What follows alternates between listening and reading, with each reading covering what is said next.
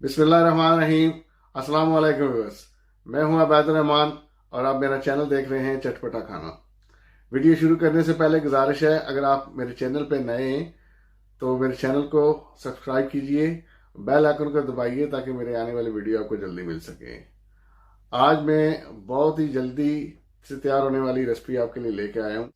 आज मैं आपको प्याज फ्राई करने का तरीका बताऊंगा।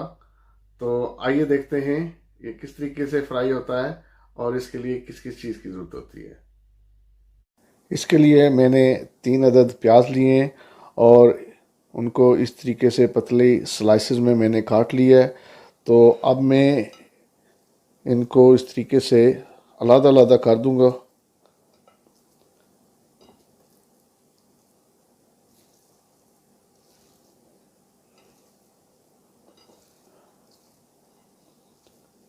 और ये देखें जनाब, मैंने इस तरीके से सारे अलग अलग कर दिए हैं।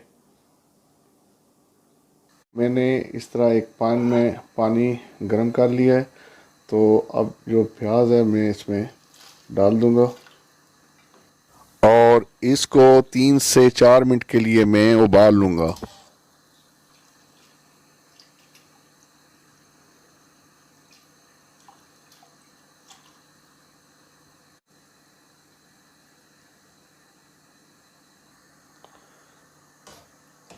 इसको इस तरीके से मिक्स करता रहूँगा मैं।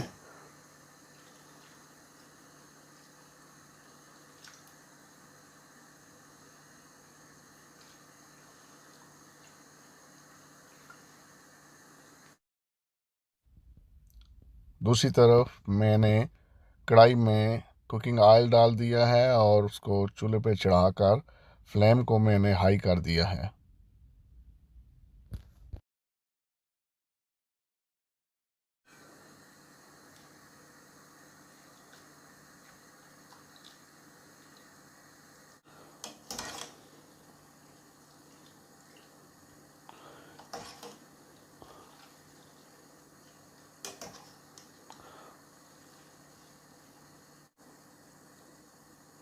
अब मैं इसको निकाल लूँगा जी।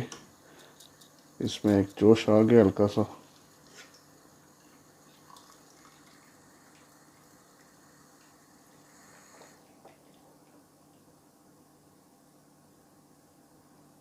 ऑयल जो है वो भी हमारा गर्म हो चुका है।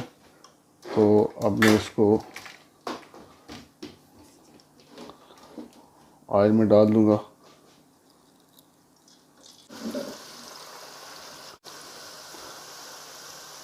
प्याज को ब्राउन होने तक मैं इसी तरीके से मिक्स करता रहूँगा ताकि ये बराबर ब्राउन हो जाए।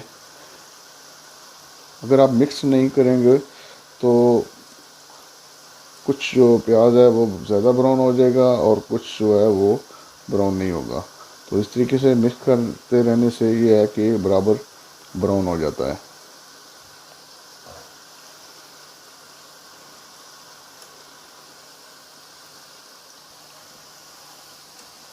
ये देखिए, आप इसने थोड़ी सी रंगत बदलनी शुरू की है।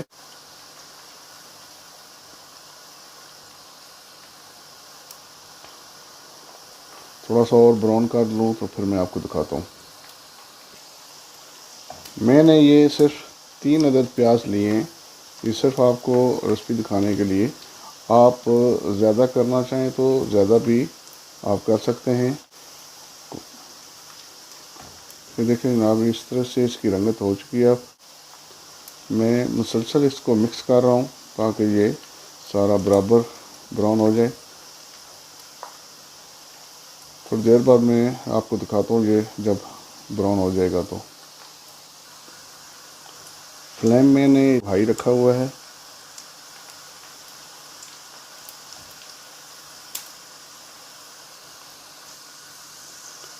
ये देखें जनाब, प्याज हमारा ब्राउन हो चुका है। इससे ज़्यादा हमने नहीं करना क्योंकि जब मैं इसको कुकिंग ऑयल से निकालूंगा तो बाद में भी इसकी रंगत गाढ़ी होगी। तो अब मैं इसको निकाल लेता हूँ।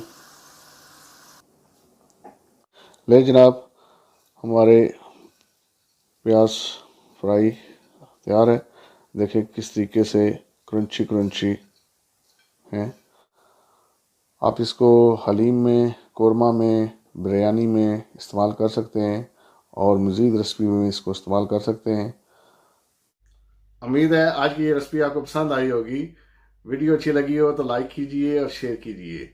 मिलते हैं अगली वीडियो में एक नई रेसिपी के साथ। तब तक मेरा और आपका अल्लाह निगहबान।